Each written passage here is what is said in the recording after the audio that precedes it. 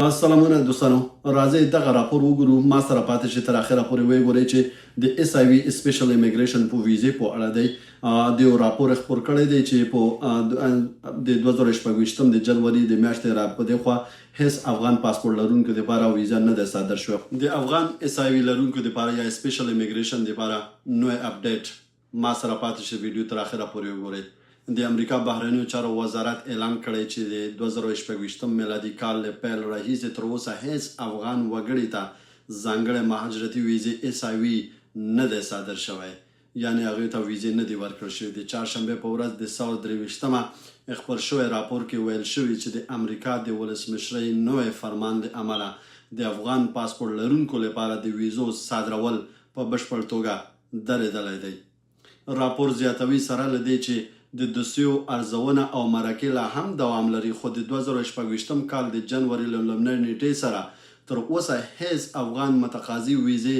نه دی ترلاسه کړی یعنی ویزا ورته نه دی ورکړل شوی د امریکا بهرنیو چارو وزارت ویلي چې د کورنیو امنیت وزارت او نور اړوندو ادارو سره د افغان متقاضیانو د مهاجرتي دوسیو په اړه همغږي او ارزونه روانه ده د ورکړل شویو معلوماتو له مخې امریکا په 2025 کال کې شاوخوا 18319 افغانانو ته ویزې صادر کړي دي له 2014 کال راهیسې تر اوسه له 50,500 څخه ډېر ویزې افغانانو ته ورکړل شوي دي لا هم نږدې 15,900 د ویزو سهمیې د اصلي متقاضیانو لپاره پاتې دي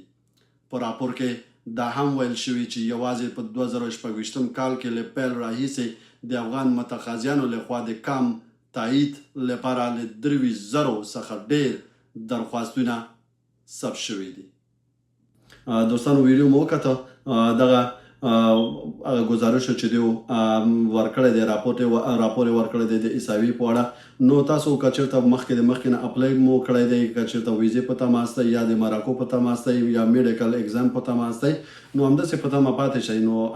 حوصله وکړئ منتظر اوسئ تر څو چې دوی له خوا نه یو مثبت قدم واخیستل شي یا یو مثبت اقدام واخیستل شي تر څو تاسو لپاره د ویزو صادرول بیا پیل شي یعنی دوی ویلي دي خپلو خبرو کې ویلي چې مرکې هم روانې دي پروسه هم روانه ده هر څه په عادي حالت نورمال حالت روان دی خو لږ ذره سلو دی خو د ویزې صادرولو په اړه هېڅ څه دوی نه دي واضح کړي یعنی نه دي ویلي چې آیا دوی په راتلونکو میاشتونو کې به آیا دوی ویزې صادر کړي د اس آی وي لرونکو دپاره که نه تر اوسه پورې همداسې به بند پاتې او تر کومه حده پورې کوم وخته پورې به بند پاتې دا هېڅ چاته معلومات نشته نو دا وروستی معلوماتو چې دوی خپور کړی دی او ما وغوښته چې تاسو لپاره دغه معلومات درکړم خدای دې وکړي چې ویډیو مو خوښ شوی وي شي او لایک او کمنټ کړئ او د نورو دوستانو سره دا شریک کړئ او بیا هم په خدای مو سپارمه ژوندي اوسئ او که زما صفحې ته نوی راغلي یاستئ زما صفحه لایک کړئ کمنټ کړئ او زما پیج فالو کړئ چې همداسې نوی اپډیټ او ویډیوګانو او مهاجرتي ویډیوګانو درته خپروم تاسو خبر اوسئ به اوس په خدای مو سپارمه ژوندي اوسئ سلام علیکم